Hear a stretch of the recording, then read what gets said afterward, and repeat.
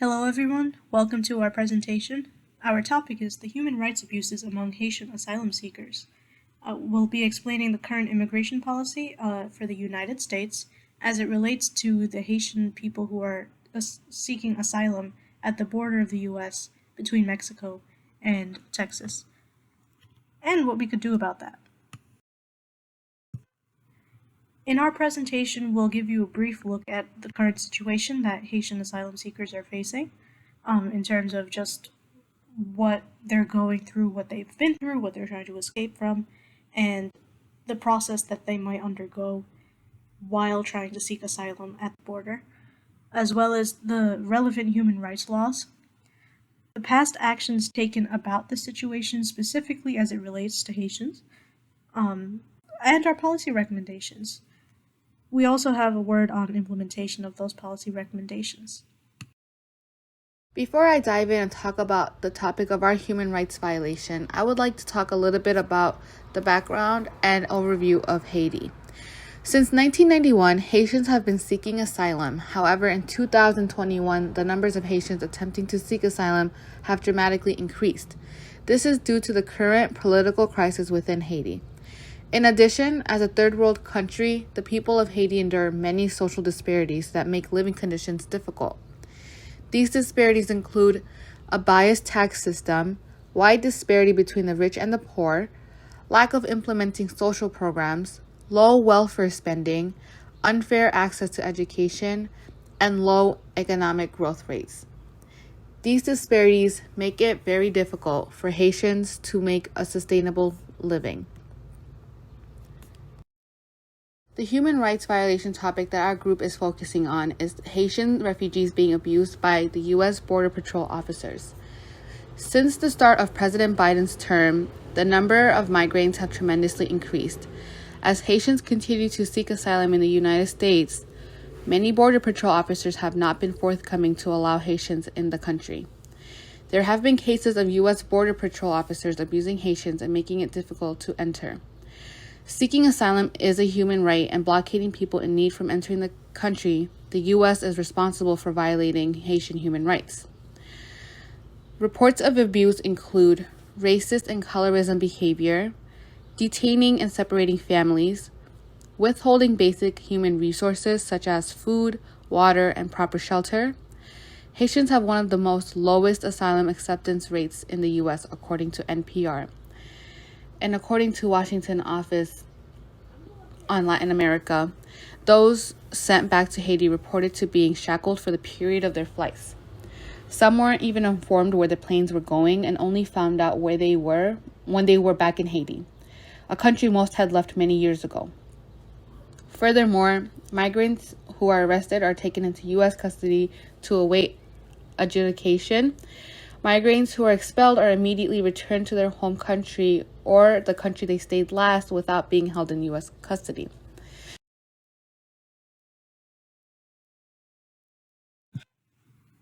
In my section, we'll be talking about the relevant human rights laws for the Haitian asylum seekers. While the United States hasn't actually signed and ratified a good number of hard laws for human rights, they have actually ratified a few. Before I continue, I do want to note that I will not be providing an exhaustive look at all the relevant human rights laws. I've selected several just for the sake of time. And I want to start by introducing the documents that I selected. So we have the Inter-American Commission on Human Rights, the International Covenant on the Elimination of All Forms of Racial Discrimination, and the International Covenant on Civil and Political Rights. So I'll start with the Inter-American Commission on Human Rights. Within that document, there are quite a few principles that have been violated in the situation that Haitian asylum seekers are facing. So we have Principle 1, which is the right to life, Principle 6, which is that no refugee or asylum seeker should be returned to a country, whether it's their own or not, where their lives would be immediately endangered upon being returned. Principle 14, which is prohibition of all forms of violence. Principle 15, which is personal integrity and prohibition of torture or cruel, inhuman, or degrading treatment where detention of indeterminate length is considered inhuman, degrading, and cruel treatment.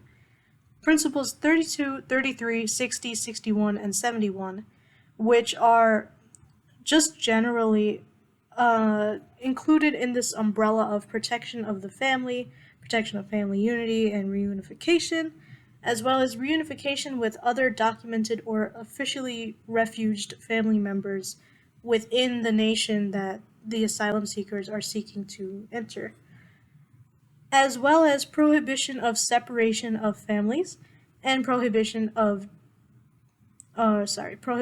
and detention of migrant children. So we see that, as explained earlier in the presentation, Haitian asylum seekers often find that their families are separated at the border, and that there is detention of all members of the family, children and adults, and they're housed in separate facilities sometimes. And that violates quite a number of principles, where the principle states that we should be protecting the unity of the family and, the entire, wholeness of the family unit. As well as Principle 35, the right to the highest attainable standard of health. Principle 38, the right to housing. Principle 46, comprehensive reparations for the violation of human rights. Principle 47, the right to assistance and protection. Principle 55, asylum and refuge. So in our second relevant document, which is the International Covenant on the Elimination of All Forms of Racial Discrimination, we have Part 1, Article 2, Section 2, where state parties should, when the circumstances so warrant, take in the social, economic, cultural, and/or fields special and concrete measures to ensure the adequate development and protection of certain racial groups or individuals belonging to them, for the purpose of guaranteeing them the full and equal enjoyment of human rights and fundamental freedoms. These measures shall in no case entail, as a consequence, the maintenance of unequal or separate rights for different racial groups after the objectives for which they were taken have been achieved. Haitian asylum seekers have disparate rates of being accepted as refugees in the U.S. compared to other refugees or asylum-seeking groups. And so the case for racial discrimination could be made based on that. We also see Article 5, Parts D1 and D3, which are the right to residence within the border of the state and the right to nationality, as well as Article 5, E4, which is the right to public health, medical care, social security, and social services, which are often denied in the facilities that Haitian asylum seekers are placed, if at all placed. And then we have the ICCPR, Article 6, Section 1, which is that every individual has the inherent right to life. Past issues: President Biden issuing temporary protection status in May. The Washington Post, along with NPR and other news outlets, were able to cover the news of President Joe Biden issuing temporary protected status for Haitian migrants, refugees, this past May 2021. A temporary protected status is granted by the Secretary of the Department of Homeland Security, which is the Secretary, to eligible foreign-born individuals who are unable to return home safely due to conditions or circumstances preventing their country from adequately handling the return. The Secretary of Homeland Security may designate a foreign country for TPS due to conditions in the country that temporarily prevents the country's nationals from returning safely, or in certain circumstances where the country is unable to handle the return of its nationals adequately. USCIS, which is the United States Citizen and Immigration Services, may grant TPS to eligible nationals of certain countries or parts of countries who are already in the United States. Eligible individuals without nationality who last resided in the designated country may also be granted TPS. The Secretary may designate a country for TPS due to the following temporary conditions in the country: ongoing armed conflict such as civil war, an environmental disaster such as an earthquake or hurricane or an epidemic, other extraordinary or temporary conditions. Regarding to Haiti, Haiti had multiple environmental disasters. Haiti's really always on the lookout for earthquakes and hurricanes, but currently in 2021 is due to COVID, the current pandemic that we're going through in COVID, and also the fact that their president was ambushed and killed. Also, it's during a designated period, individuals who are TPS beneficiaries or who are found preliminary eligible for TPS upon initial review of their cases are not removable from the United States, can obtain an employment authorization card, and may be granted travel authorization. Once granted TPS, an individual also cannot be detained by Department of Homeland Security on the basis of his or her immigration status to the United States. TPS is a temporary benefit that does not lead to lawful permanent resident status or give any other immigration status. However, registration for TPS does not prevent you from applying for non-immigration status, filing for adjustment of status based on an immigrant petition, and applying for any other immigrant benefit or protection for which you may be eligible. On May 2021, Secretary of Homeland Security Alejandro N. Marihalos announced a new temporary protected status designated for Haiti for 18 months.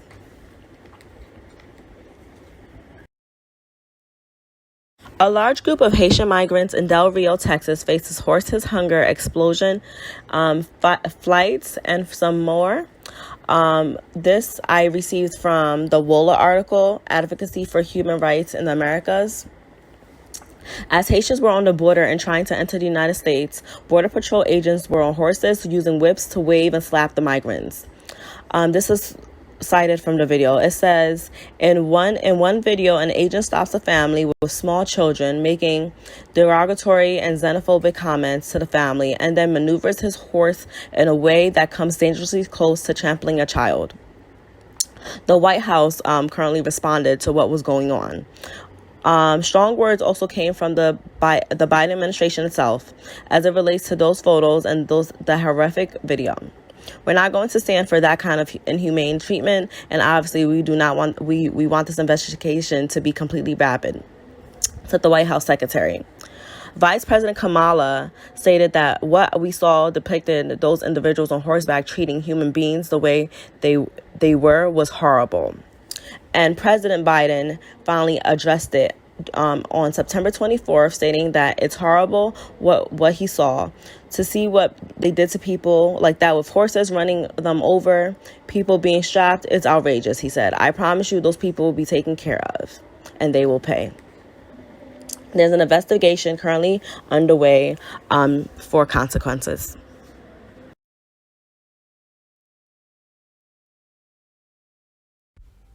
After analyzing the current situation, we have 3 recommendations for the United States government to take to alleviate the human rights abuses that are occurring at the border.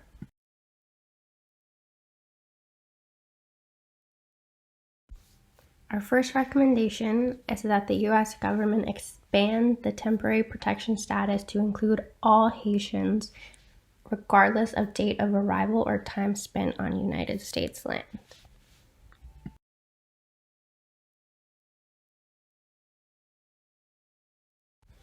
Our second recommendation is that the U.S. government end Title 42 and the actions carried out under that title. While it is a public health initiative, it is singling out asylum seekers mostly that are crossing land borders, particularly from Central America, Africa, and Haiti, who are disproportionately Black or people of color. And while this is purportedly under the guise of public health, the practices are both discriminatory and abusive. And so those must end. Our final recommendation is the instatement of what is known as the Deferred Enforced Departure, which, similar to TPS, protects migrants or immigrants seeking asylum for a designated period of time, generally in periods of political turmoil or environmental disaster, for war. This has been done for Haitians before, most recently by President Bill Clinton in 1997.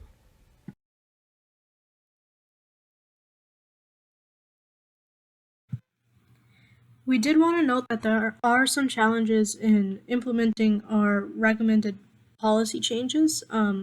Specifically, we wanted to point out that accountability may be hard to achieve in a situation like this.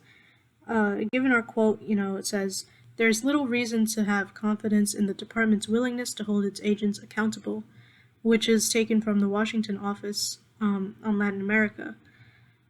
And we also see that there's congressional opposition to policies similar to ours. There's arguments in favor of Title 42, as well as just systemic pressure from racism and anti-immigrant rhetoric, which is just ever present in today's political climate. We also did want to note that the DHS promised an investigation and disciplinary actions, and suspended the use of horse patrols in Del Rio. But even with that, there's still a lot of doubt surrounding the possibility that policy recommendations like ours would have the chance to gain political traction or to gain favorable, acceptance in the political climate today within the U.S. And that concludes our presentation. We have our references on the next two slides. Thank you for listening.